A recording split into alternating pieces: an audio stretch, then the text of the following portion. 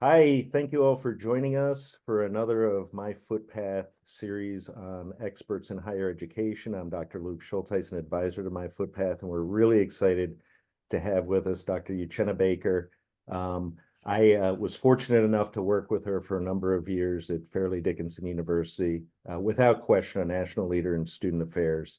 We're really excited to hear from her a lot of her perspectives of student life today. Uchenna, you want to give a brief overview of your professional history? Yes, absolutely. Well, first and foremost, thank you for having me. Really excited to have this conversation.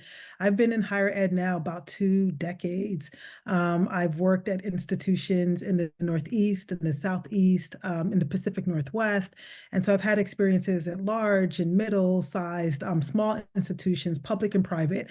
And so I have an extensive background in higher ed. Really love working with students and just really most importantly, watching them graduate and succeed and start off as a first year student and then ending up, with really the rest of their lives ahead of them. So it's been my pleasure to work in this field. And again, excited to have this conversation. Thanks so much. Uchenna, you were involved in leading student affairs operations through the pandemic. So before, during, and now, can you speak a little bit about, from your perspective, how maybe some of the remote learning and remote experiences may have impacted students and sort of what are the big needs of students today that you see? Yeah, absolutely. I have seen a tremendous shift post-pandemic in the ways in which our students are showing up. So I think about my work pre-pandemic. Our students were a lot more engaged or a lot more active. I mean, certainly things like mental health and anxiety, those have always been issues. However, I think during and post-pandemic, those sorts of issues have just exacerbated tremendously. So, for example, I found that when our students returned back to campus after the pandemic, there was sort of this eagerness for connectivity, but they were also really anxious about it at the same time. I remember the first year back, and with our first year students particularly, who did not have a traditional orientation, what we found was they were trying to look for folks to eat within the dining hall, for example. Because if you think about it, during orientation, we have these structured activities where students can find their people because we're helping them do that. And absence of that, because they were learning online during their first and second years, by the time they came back, they did not have those groups of people. So pre-pandemic, you would often see our first year students in groups of 20, right? Because those were the friends that they made during orientation. And then by second semester, maybe the group went down to 10. After the pandemic, they didn't have that group. And so finding their way into groups that was really a challenge for folks. Again, this idea of wanting to get involved, but feeling anxious about how do I make friends? I saw a lot of that. I remember talking to a group of students, and I remember her saying, I really feel like my generation is really lazy. We don't feel motivated. And I had to remind her it wasn't laziness, it was trauma. So when you think about when you go through trauma, it's hard to get out of bed, right? It's easy to feel overwhelmed. It's easy to feel anxious. And so I think all of these sort of mental health issues that while we saw that pre-pandemic, I think post-pandemic really showed up in great numbers. Students just felt so overwhelmed and anxious and nervous and all of those things, all at the same time. So I did see a huge shift after the pandemic. Wow. We know there were HERF funds that were provided to universities to sort of help them weather the storm, if you will. But from what I've seen, it wasn't like a bunch of that went to student affairs and extra resources. Can you speak a little bit about the profession writ large and their resources and ability to scale the additional support for students? Is it there? Isn't it? And sort of Mhm. how do you cope with that? Yeah, that's such a really good question because in addition to our students being impacted, we can't forget the impact that the pandemic had on our professional staff.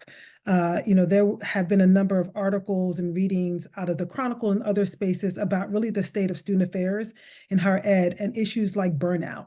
And why is there burnout? Well, there's burnout because certainly the needs of the students have increased, but it's not like we've increased the staff. that we have, to be able to support those needs, right?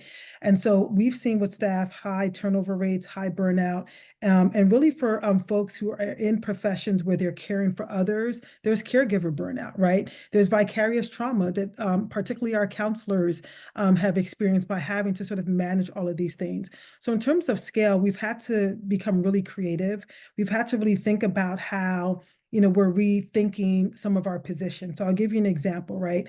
Out of the counseling center, and this was also the case pre-pandemic, it was never the case that you can hire enough counselors to meet the demand, right? We've always had to be creative. But as we think about positions now, when we think about a counselor, we need counselors who are also case managers, for example, right? Counselors that have case management skills because they are going to be managing complex issues with our students. And so rather than hiring, for example, 3 counselors or a counselor and a case manager, we might have to rethink these positions where the counselors themselves have embedded in their roles, case management, right? And so we've had to be creative in that sense, where rather than hiring more positions, rethinking how we've structured individual positions to meet a complexity of needs that our students have. Got it. How have third parties been utilized, if at all, to support student wellness today? So third parties, so we'll use, for example, things like different apps, for example. So we've done that in counseling, health, and wellness. And I can't think of the company off the top of my head, but there are these apps where students can sort of check in on their own regularly to sort of manage their emotions, to have sort of language around how they're feeling, to be able to sort of get to our students before they're at the moment of crisis. And so, really looking for third parties and vendors who are able to provide, even if it's micro learning for students, whether it's opportunities for them to do breathing exercises or opportunities for them to just sort of have reflection exercises, those little sort of micro learning opportunities to help students before they get to the moment of crisis. We've also, looked at, we know AI is huge, nowadays, and, AI can look like and feel like a whole bunch of different things, right?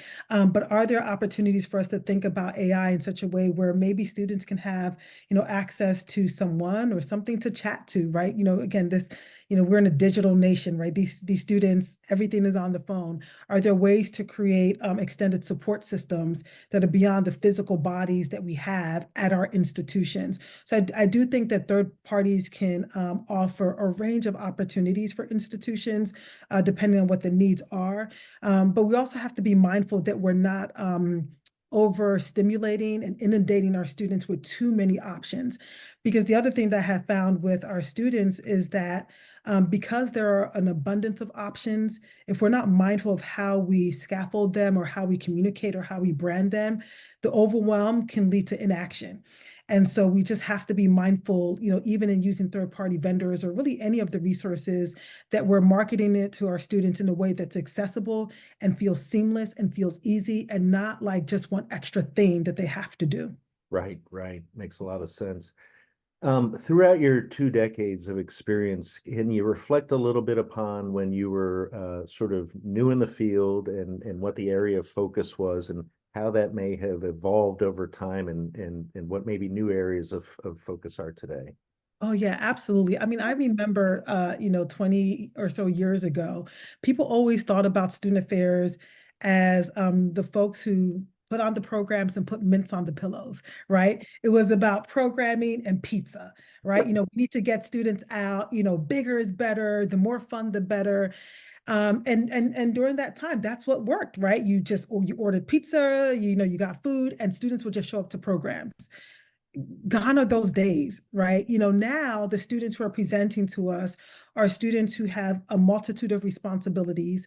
They're working multiple jobs. Some of them have responsibilities for members in their household. So there are financial needs, there's food insecurity needs, housing insecurity, financial aid needs. And so the students that I'm seeing in our office or in my office rather have a complex array of needs. So you're talking to them about programs. Yeah, that's nice, but I need to figure out how to pay my fees, right? And so I would say that the demand on student affairs professionals have certainly increased. I think the areas of focus now are not just about the student experience as it relates to having fun, but the holistic student experience in terms of how do we retain our students? How do we make sure that they're successful while managing the financial needs, the emotional needs, the social needs, the mental health needs? And so, it's just become more complex. It is definitely more dynamic in terms of the areas that we have to focus on. It's not just one thing anymore. So I think it has shifted from this area of there's a lot of fun to yes, there's fun, but there's a lot of roll up your sleeves and do some work to make sure that we are really guiding our students through this process so they can actually graduate. I think it's just a different area. It's just a different focus that we have now. Right, right. And gone are the hacky sacks. Yeah, I don't even know what a hacky sack is. So I remember when I lived in New York City, which was for most of my life, there being an article one day in the paper that indicated that a certain neighborhood suddenly had a surge in crime. And I lived next to that neighborhood, and I was like, I don't think so. It's kind of the same. And what was later found out was there wasn't a surge in crime, but there was a surge in people feeling more comfortable in reporting crime. So the crime level had been the same, but people felt more relaxed and more trusting and that sort of a thing. There have been increases in the needs of students on campuses. Do you attribute this to the traumas or the norm of going to seek help or a combination, or what do you think is behind the increased need? I would say for sure that our students feel more comfortable naming that they have a need, right? And so I think it's a combination of both. I think, there's not as much of a stigma in saying, I need help. Students now in conversations will just sort of arbitrarily say, yeah, I've seen my counselor or my therapist. There's not that taboo around that, but there's no denying, that in terms of the mental health needs that has absolutely increased as well. And if we even think about how we as, adults, right, or folks who are not in school anymore and are professionals, we've also experienced a lot since the pandemic, right? We've heard of professionals talk about, again, the burnout, the anxiety, the depression, needing to sort of reevaluate life. Or, I heard from a student, again, when I was talking to a student soon after the pandemic, that they didn't really think that as a 20-something-year-old that they would be faced with so much mortality. And so absolutely, I think that the needs have increased because of what's happening in the world. And it's not just the pandemic. I mean, you think about the economic status of the world. You think about everything that's happening politically. You think about everything that's happening socially. So yes, it increases, anxiety, and increases all of those pieces. And at the same time, I think students feel more comfortable saying that they're receiving help or need to seek help. So I think both are true. Right, awesome. Student government associations, thinking back when we were in school, they were focused on something. I don't remember what it was, checking in with the president, or we closed today because the weather's bad. Uh, but how have they evolved in representing students? Have you found that the themes are the same or they've changed? What's your perspective on that?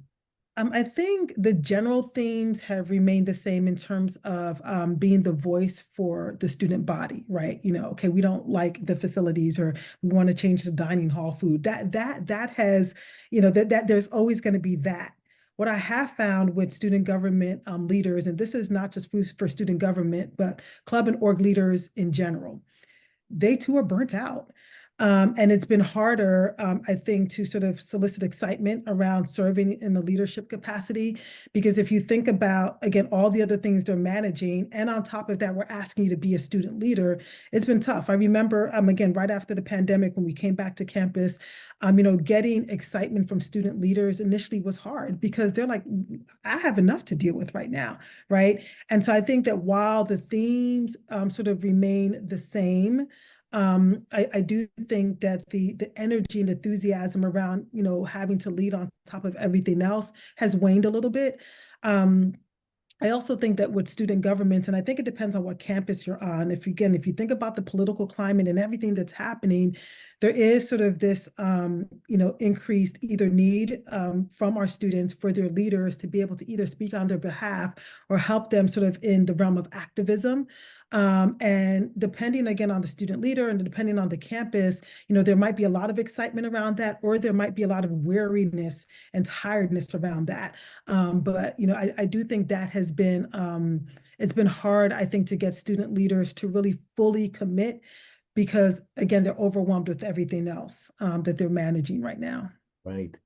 So here's an opportunity to provide to university leaders some guidance on the role of the academy insofar as discourse.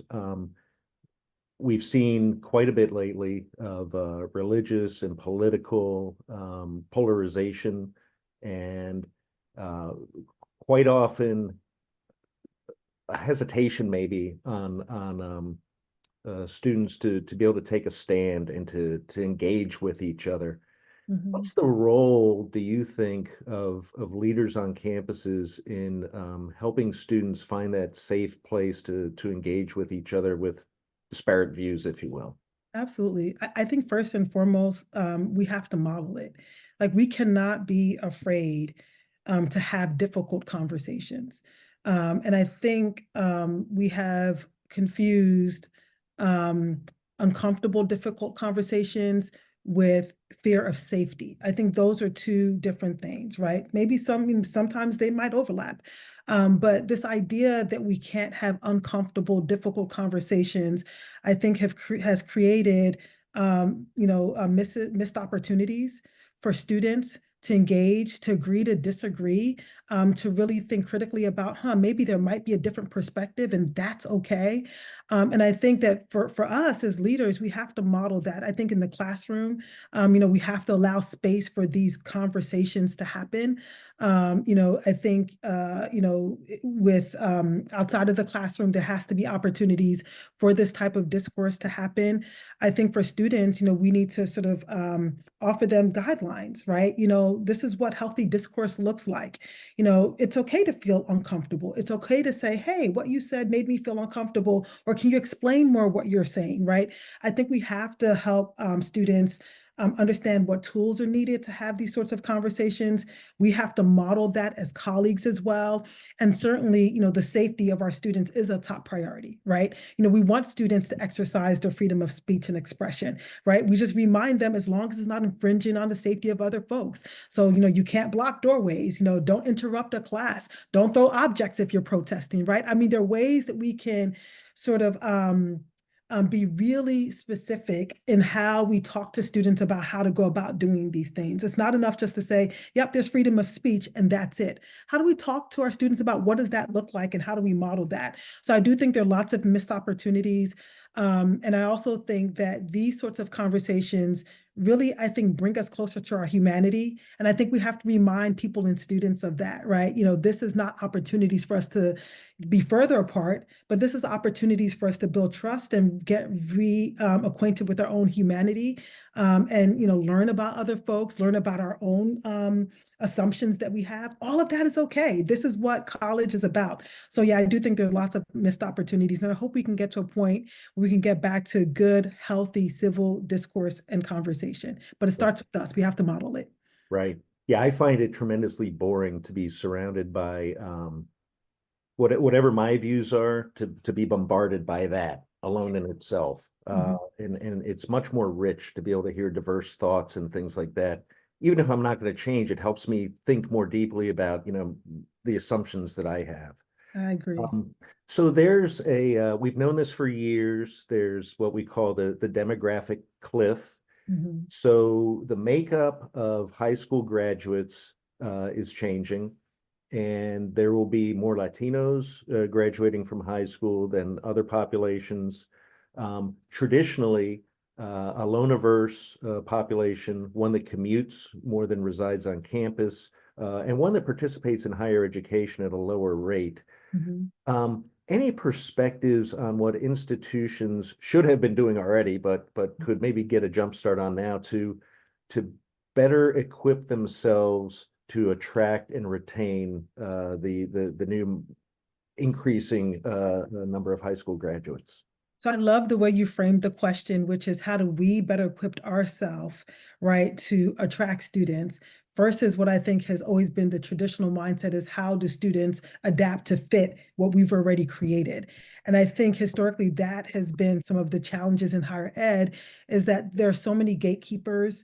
And with those gatekeepers, there's this idea, that, the way institutions were designed is the way it should always be. But, if we're being honest with ourselves, these higher ed institutions were designed for white men, right? It was designed for the majority population. It was not designed for folks, who had disabilities. It was not designed for folks who were from lower SES backgrounds or different identities. And so if we're holding on, to sort of the policies and the processes that we have had traditionally, we are going to miss out in higher education. So I think, to be able to meet our students where they are, we have to understand what their needs are. I think we have to really look at our policies. Are our policies creating barriers for our students, or are they creating opportunities and access? So if we have policies perhaps around deposits, and how much a deposit should be, and what does that look like? Are we creating barriers? Are we creating access to, to different opportunities? We have to look at our processes. I think we really have to examine the things that we put in place to see whether it's meeting the needs of what's now sort of the minority, or is it the new majority that's coming in? I think we also have to be willing to be more flexible. I think there's always this worry that we're going to compromise the academic enterprise, right? So if we're looking at things like attendance policies, or what does that look like if a student, earns an incomplete, all of those things, we have to examine why we have those things in place and who does it benefit. And it doesn't mean that we are, again, compromising the academic enterprise, but we have to be malleable, we have to be flexible, and we have to be able to meet our students where they are if we are going to sustain ourselves as higher ed institutions. So I'd say to colleges and institutions, look at your policies, look at your practices, look at how you've designed your staff, look at all of those things and ask yourself, am I creating barriers or opportunities? And I think there alone will help, folks think about whether they're going to meet the needs of our students who are coming in, or are we still stuck on the population that was ages ago, and were we still looking to meet those needs? Right, right. You wrote some years ago an ontological, phenomenological model of leadership, which had to do with it was a study on the critical skills or lack of that students were receiving so that they could navigate life moving forward. When you wrote that, there was a premise behind it. Have you found that has changed to today's student experience at all? I think it's still applicable. And even in writing it, I also had educators in mind. And I'll tell you some of the key components of that, of why it's important. One, when you think about an ontological approach, it really is about, being. So it really calls into question, how are we showing up as leaders, as educators? Are we really challenging the assumptions we have about ourselves, the assumptions we have about others, the assumptions we have about the world? If we're not doing that, we stay stuck, as we just talked about. So we have to be brutally honest with ourselves, right? We have to be honest with ourselves in terms of what our own biases are. We have to be honest with ourselves in terms of how we're showing up. If not, we repeat the same practices and we remain in the same paradigm of what was. We can't create anything new in that way. So that's the first piece, is that true assessment and honest assessment about how we're showing up. But the other piece I write about is this question about who can be the knower. And I think oftentimes, when you're in a position of leadership and you've been so for so many years, you start to believe that you have all the answers. And I really think that we have to look at education in such a way where we understand that our students are also the knowers of their experience. Our students are also experts. And so if we can bring that dynamic in the classroom where we welcome that expertise, where we have enough humility to say, I don't have all the answers, and we create spaces for students to contribute in their own learning, dynamic things happen, right? And so that's where the ontological and the phenomenological perspective comes from. It's as lived, it's how we're being and how we're showing up. It's not about doing, right? The doing is the checklist. I've done this, this, and that. But in order to be and in order to show up, we really have to remove those barriers that we have created so that we can fully show up wholly and authentically and create spaces for our students to do the same. I think that's where dynamic learning happens. Right, that's great. Professional development opportunities for student affairs staff today. What, in your view, is something that can help the student affairs leadership and teams better stay in touch with today's students and the upcoming needs of them? Mm-hmm. I think we have to think outside the box. I think, the student affairs conferences like the NASPAs, ACPAs, those are great. Yes.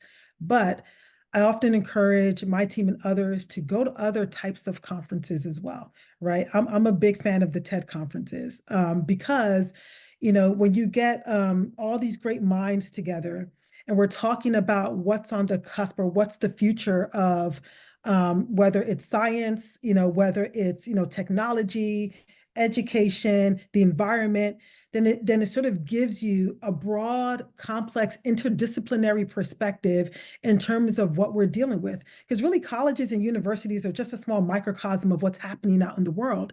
And so I often encourage folks, don't just learn about your field specifically, learn about a host of different things, because then you can bring that back and then you can think about creative, dynamic ways to meet students' needs beyond, just what's within your field. Much like what you said earlier, Luke, this idea of being surrounded by folks who have the same ideas and sort of have the same perspectives, it becomes sort of like this echo chamber.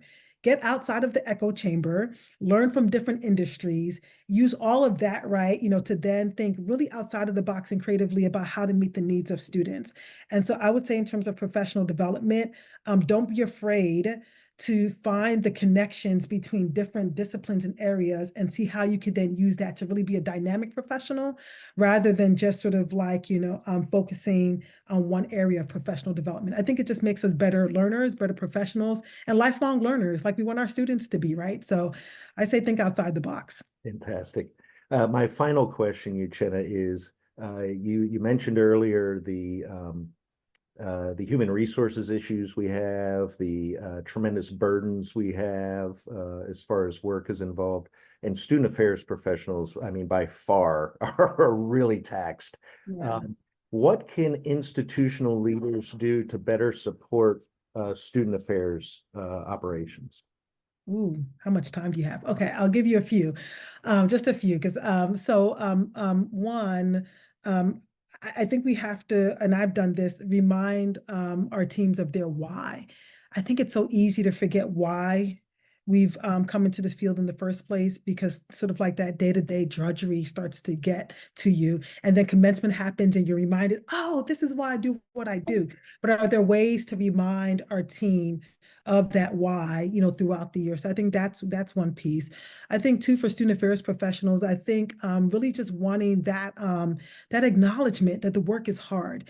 I think for so many years, student affairs has been put on the back burner because, as I said earlier, we've been thought about as the area that just does programming, right? Or just, engages students in fun and exciting ways.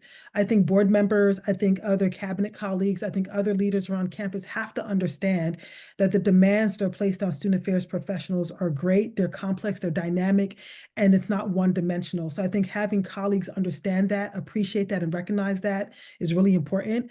I think that recognition also should be reflected in things like compensation. I think oftentimes as student affairs professionals are not as well compensated as other areas, because again, it's thought of as we just, have fun and have programs. I think that's important. And then the other piece, well, there are a couple of other things, but I'll just share maybe one or two, is really appreciating or creating space for that work-life integration. I think that's critically important. I think that historically it's been this idea that as student affairs professionals, you've got to burn that midnight oil. I always say you can't outwork work. The work will always be there. So it's more important for me that my team members have a full life outside of work, so that when they come into work, they're ready to engage, they're ready to be present. If what's happening outside of work is not being filled or is not being tended to, I can't expect my team to come in and give me their all. Similar to students, if they have all these issues outside of the classroom, we can't expect they're going to come into the classroom and be able to be at their best. It's the same with our teams. So I encourage my teams, if you're not feeling well, please stay home. If you need a day to regroup, please go ahead and do that. There are ways to incorporate, work from home every now and then, that sort of thing. I think we just have to be more flexible in the way we think about that work-life integration and give our teams permission to actually find that integration. So I think all of that is really important. And then lastly, find ways, to recognize our teams, to celebrate them, get them involved in things that they're passionate and excited about. So it's not just sort of like, again, the day-to-day drudgery, but if I'm excited about team building, I'll put you on the team building committee. So you're doing something that really excites you. So I think all of those pieces are critical as we think about how to support our teams and also how to keep our retention rates high as it relates to our staff. Fantastic. I'd like to thank you all for watching. We've got Dr. Uchenna Baker here, a national leader in student affairs. Again, very fortunate to have you join us today. Thanks so much for the conversation and for your insights today and helping us better support student success. Brought to you by myFootpath, a leading organization in re-engaging adult students to bring them back to campus. Thank you, Uchenna, for being with us, and we look forward to next discussions. Thank you. Thanks for having me.